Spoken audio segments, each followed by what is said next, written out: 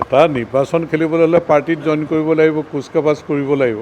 সি social service কৰি আছে, মানুহক সেৱা কৰি আছে, কিন্তু কোনো পলিটিকেল পাৰ্টিত জইন কৰা নাই। আৰু এই ইলেকশ্যনলৈ আছে 3 মাহ, গতিকে এতিয়া আৰু কোনো পাৰ্টিত জইন কৰা বা নিৰ্বাচন খেলা তেনেকুৱা কোনো সম্ভাৱনা নাই। তেওঁলোকে কৈ আছে মাজে মাজে হোটেল লিলি ক'ৰবাত মিলামিলি দেখাই আছে। তাৰমানে এতিয়া এনেকুৱা এটা অৱস্থা যে কংগ্ৰেছ দলৰ যিটো যুগ চলি আছে, মোৰ মতে এইটো ভস্মলোচন যুগ চলি আছে। গতিকে ভস্মলোচন যুগ চলি থকা কংগ্ৰেছ পাৰ্টিটোৰ লগত যি দল লগ খাব তেওঁলোকৰ অৱস্থা একেই হ'ব। মই বেলেগৰ টিকেটৰ কথা ক'বলৈ নাযাওঁ, কাৰণ ইলেকশ্যন এটা আহিলে সাধাৰণতে প্ৰত্যেক পলিটিকেল পাৰ্টিতে সেইটো হয় যে টিকেট কেন্দ্ৰিক এটা চৰ্চা বা বিচৰা মেলা এইটো হয়েই। গতিকে আমাৰ পাৰ্টিটো হ'ব, অন্য পাৰ্টিটো হৈছে। গতিকে মই মনস্থ কৰিছোঁ যে নিৰ্বাচন খেলিম। গতিকে দলে টিকেট দিলে নিৰ্বাচনত মই আগবাঢ়িম। তাৰমানে আমাৰ দলৰ ফালৰ পৰা ছাৰ্ভে চলি আছে। গতিকে ছাৰ্ভে ৰিপৰ্ট যদি কাৰোবাৰ বেয়া, সম্ভাৱনা যদি কম, নিশ্চয় টিকেটৰ পৰা বঞ্চিত হ'ব। আৰু নতুন মুখো যিহেতু দিয়াৰ কথা দলৰ ফালৰ পৰা বা মুখ্যমন্ত্ৰী ডাঙৰীয়াও কৈছে, গতিকে নতুন প্ৰজন্মৰ ফালৰ পৰাও এইবাৰ কিছু ব্যক্তিক টিকেট দিব। গতিকে ছাৰ্ভে ৰিপৰ্টৰ ওপৰতে আচলতে গোটেইখিনি নিৰ্ভৰ কৰিব। যদি ছাৰ্ভে ৰিপৰ্টত কাৰোবাৰ পজিশ্যনটো বেয়া থাকে, জিকাৰ সম্ভাৱনা কম থাকে, গতিকে তেওঁক নিশ্চয় বদল হ'ব। এইবাৰ আগতে তেওঁলোকৰ ভিতৰুৱা বুজাপৰা থাকে, কিন্তু এইবাৰ তেওঁলোকৰ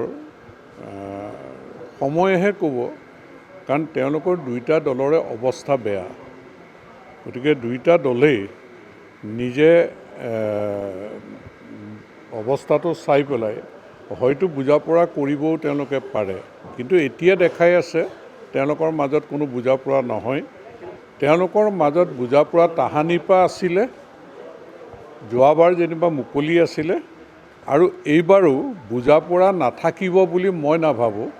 যে ভিতৰুৱা আণ্ডাৰষ্টেণ্ডিং হ'লেও তেওঁলোকৰ মাজত থাকিব লাগে, কাৰণ তেওঁলোকে নিজৰ দুইটা দলৰে পজিশ্যনটো বেয়া, দুইটা দলৰে বেয়া।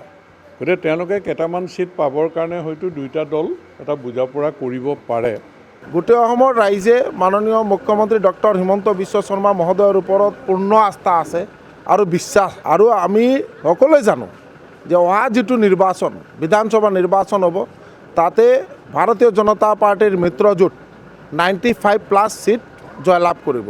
আৰু আকৌ ডক্টৰ হিমন্ত বিশ্ব শৰ্মা মহোদয় মুখ্যমন্ত্ৰী হ'ব, তাতে কোনো সন্দেহ নাই। আপোনালোকে চাই ল'ব, যিদিন কাউণ্টিং হ'ব এদিন আমাৰ কথা মনত পৰিব আপোনালোকৰ। আজি আমি কৈ গ'লোঁ তেজপুৰত, এই কথা আমি আগত নগাঁৱত কৈছিলোঁ। এটা কথা একদম ক্লিয়াৰ, যোনে যি কৰে কৰি থাকিব দিয়ক।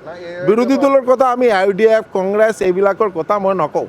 আমি এটা কথাই কৈ আছোঁ যে ডক্টৰ হিমন্ত বিশ্ব শৰ্মা মহোদয় আমাৰ সকলোৰে শ্ৰদ্ধাৰ মুখ্যমন্ত্ৰী। তেওঁৰ ওপৰত সকলোৰ গোটেই অসমৰ ৰাইজৰ এটা বিশ্বাস আছে যে ডক্টৰ হিমন্ত বিশ্ব শৰ্মা থাকিলে অসমৰ উন্নয়ন হ'ব।